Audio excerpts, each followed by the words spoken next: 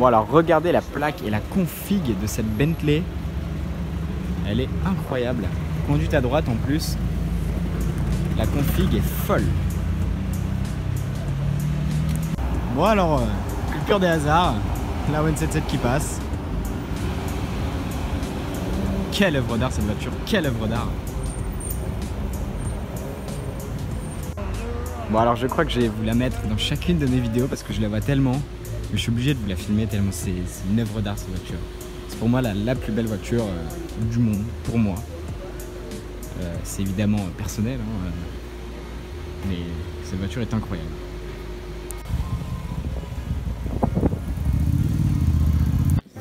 Bon alors voilà, petit tour en Bentley Bentayga dans une config assez dingue.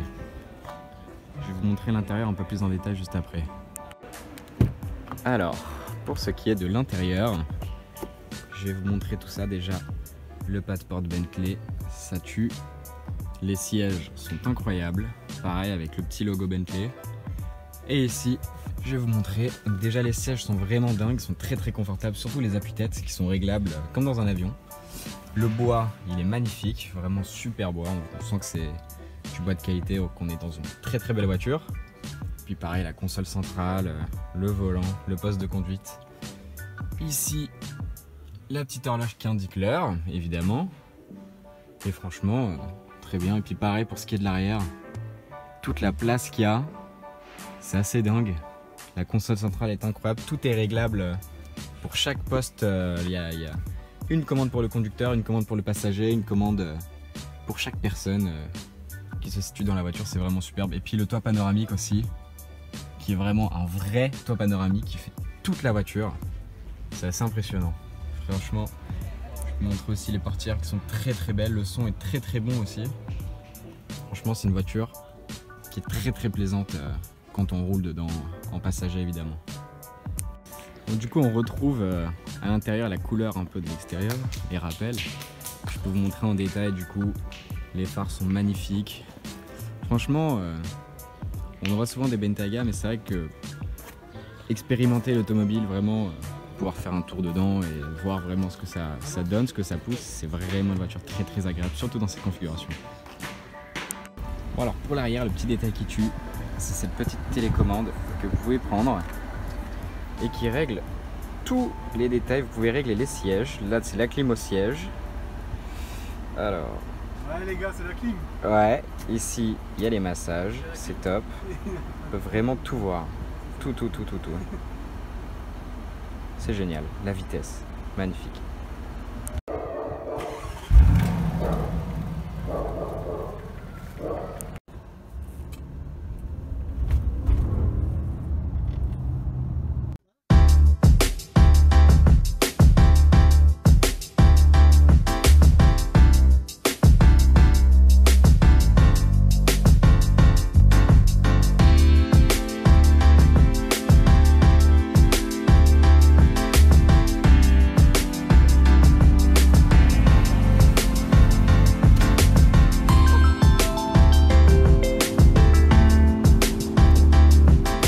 Bon alors avec la 220 SE au Plaza, il y a cette très belle 911 Turbo dans une config qui pour moi est parfaite. Très beau bleu, les jantes j'aime bien. En gris, l'intérieur est top. Étrier jaune avec l'aérokit, enfin bon, elle est complète quoi. Bon alors que là-bas nous avons une petite 280 SL très jolie. On se retrouve avec une 330 GTC. Très belle. Toujours un plaisir de voir ce genre de voiture dans Paris. Des œuvres d'art roulantes dans les rues de Paris. Bon alors là on est tombé sur une rareté, une BMW Z1, donc déjà de base c'est rare. Mais Alpina, je savais même pas que ça existait. Une BMW Z1 Alpina, elle a tout, elle a le volant, les logos, les jantes, la peinture. Elle a tout d'Alpina, donc pour moi je pense que c'est une vraie.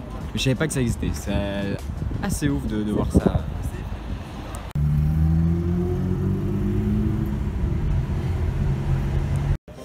Voilà, on est tombé sur une très simple mais très belle Ferrari Testarossa. J'adore cette voiture, je suis obligé de vous la filmer. Je pense que ça met tout le monde d'accord aussi, ça plaît à tout le monde. Bon alors là une voiture que j'adore aussi. Phantom, alors c'est pas une drophead mais c'est une coupée quand même. Et c'est quand même très vénère. Quelle dinguerie. J'adore. Puis c'est tellement imposant aussi. Bon alors on se retrouve à la réserve avec cette petite 458 Spider blanche. Mais surtout ma toute première en car spotting évidemment. GT3 RS Phase 2. Grise malheureusement. Mais avec le petit capot carbone qui fait plaisir. Bah d'ailleurs elle a un gros pack carbone j'ai l'impression. Parce que l'aileron est en carbone. Le toit est en carbone.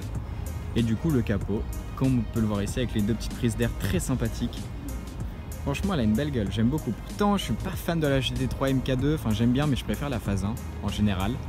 Mais pour GT3 RS j'aime bien, même si je préfère quand même la Phase 1. Bon alors à défaut d'avoir des hypercars, je vous filme cette Bentley parce qu'elle a une couleur très bizarre, je ne saurais même pas trop vous la décrire. C'est un gris mais avec des reflets très bleus. Je sais pas si ça se voit là, on peut voir que c'est vraiment bleu. Alors que là c'est un gris un peu sable comme ça et quand on bouge ça change plus ou moins de couleur. Voilà, ici c'est devenu un peu couleur sable et voilà quoi. Mais franchement c'est une très belle couleur et j'aime beaucoup. Franchement je sais pas, c'est un peu particulier comme couleur. Je saurais pas trop à décrire. Je peux pas dire que c'est du caméléon, mais ça a des beaux reflets en tout cas. Bon alors incroyable, une voiture arabe. On en a tellement peu, avec un intérieur de fou. Juste dommage les jantes, mais jaune, c'est très beau, très belle. Franchement, j'aime beaucoup.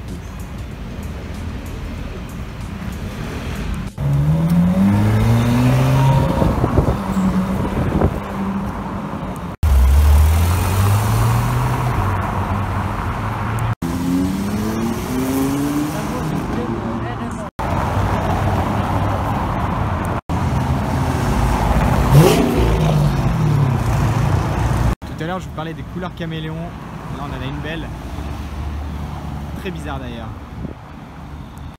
Bon alors un petit 4x4-2 qui vient des pays du Golfe, je sais pas lequel précisément, avec une couleur, j'ai du mal à savoir si j'aime bien ou pas. Putain on dirait une devanture d'une machine à laver. Mais ouais j'ai du mal à savoir si j'aime bien la couleur, ça change, franchement ça change. Des blancs, des noirs, même des jaunes fluo là, truc. Mais je sais pas, c'est peut-être pas une couleur appropriée. Bon après c'est vrai que c'est une couleur comme ça, dans ces pays là ça doit être très beau. Mais là dans Paris comme ça, je sais pas, je trouve ça un peu spécial. À vous de juger, il a pas les bonnes jantes selon moi. Parce que moi mes jantes préférées pour le 4x4-2 c'est les jantes du 6C, c'est-à-dire les grosses jantes bien pleines, toutes noires. Donc voilà, à vous de juger. Puis il y a une petite Ghost, bon, on s'en fout mais voilà.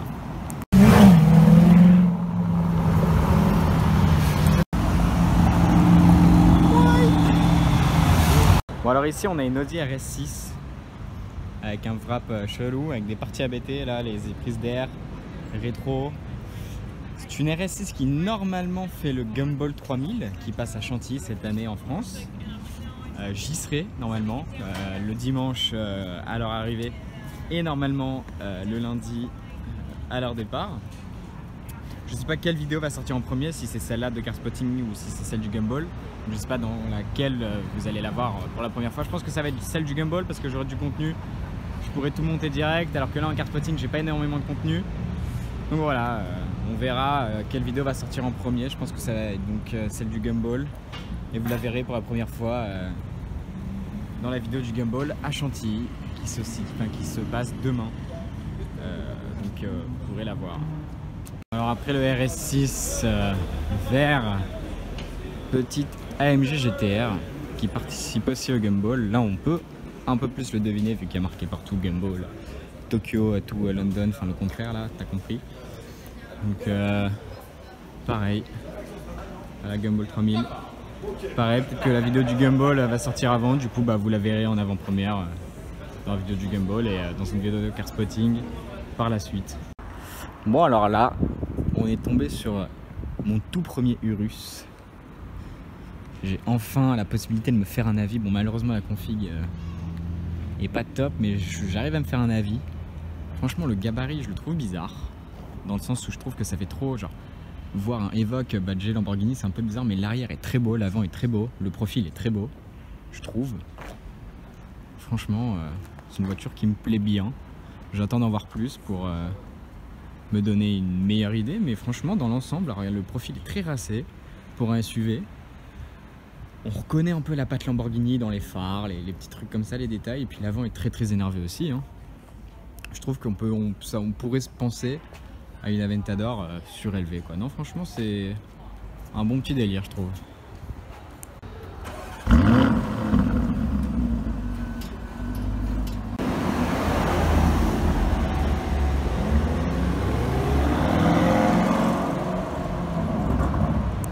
Bon, alors en se baladant non loin du palais de Tokyo, on est tombé sur cette Aventador et ce 4x4-2, bon le 4x4 habituel qu'on reconnaît bien, et la petite Aventador qui est entre guillemets habituelle, enfin qui vient tous les ans généralement, mais là elle vient d'arriver. Donc voilà, ça fait plaisir, le petit combo bien blanc avec les plaques quasi similaires, on peut, si je puis dire. Franchement bien sympa, je vais essayer de vous filmer l'ensemble. Très sympa.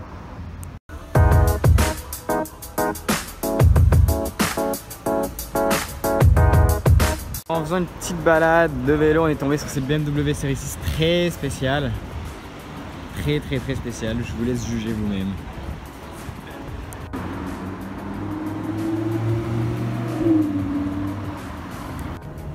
Bon alors en sortant du musée avec mon cher ami Nino, on est tombé sur cette Aventador SV Roadster qu'on n'a jamais vu en plus. Bon du coup j'ai pas le matos photo, mais ça fait toujours plaisir de voir ça, enfin, surtout qu'on s'y attendait pas et on l'avait jamais vu, donc on est plutôt content de la voir.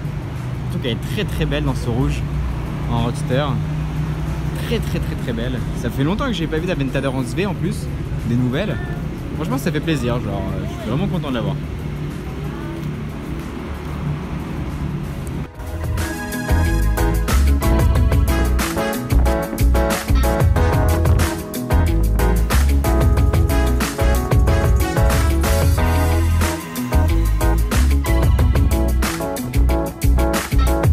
Voilà, on se retrouve avenue Foch avec une petite Corvette C2 Stingray.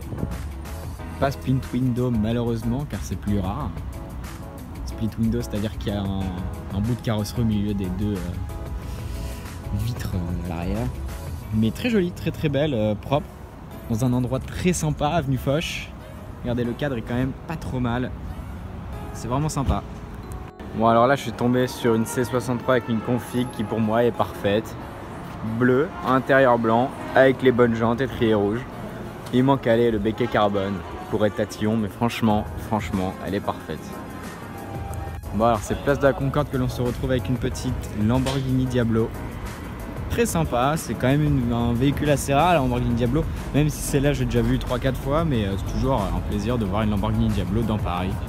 Surtout quand il n'y a rien d'autre à voir, donc c'est toujours aussi cool.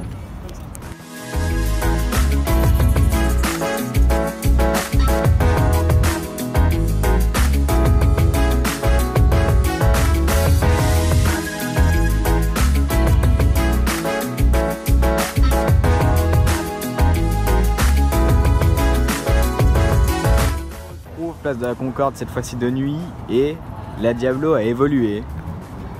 Elle a rajeuni si je puis dire, et c'est devenu une Aventador SV Roadster habituelle, mais toujours un plaisir de voir cette voiture. Je suis vraiment fan de l'Aventador SV. Quand je l'ai devant moi, c'est vraiment une voiture que j'aime beaucoup, donc je suis toujours content d'en voir une. Bon bah alors là du coup il y a la toute dernière Porsche 911 Turbo Exclusive Series qui vient de passer, enfin qui est là du coup. Ma toute première. Très sympa, j'aime beaucoup la config, elle est sobre. Et je trouve que ça va bien pour cette série là. L'air très sympa.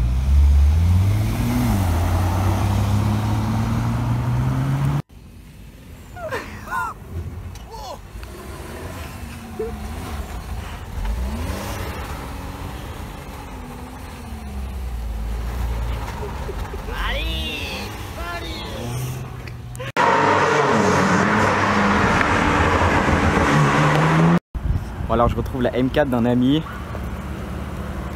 petite M4 pack compétition, très belle, avec une ligne IPE, je peux vous dire que ça chante.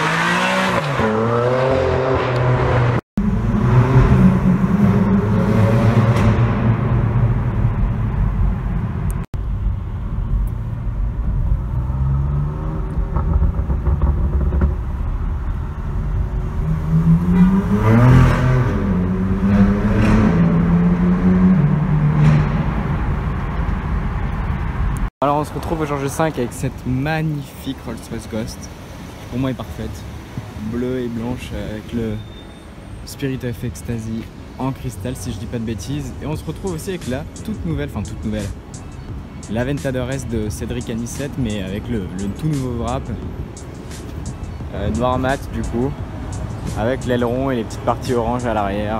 Elle est sympa, je préfère en noir mat qu'en gris là. Le petit aileron plutôt sympa en carbone. Non, franchement, elle est sympa comme ça. Bon, alors, petite GT3 RS, très belle sans plaque avant. On peut voir qu'elle a pas mal roulé. Hein. C'est un vrai génocide. Très belle. Intérieur rouge, un cuir rouge, pardon, avec le petit Porsche marqué. Franchement, très sympa comme Porsche. J'aime beaucoup la GT3 RS, surtout en phase 1. Avec le petit GT3, le petit rappel. Très belle comme ça. Sans plaque avant, elle fait vraiment, on dirait une voiture de course, vraiment.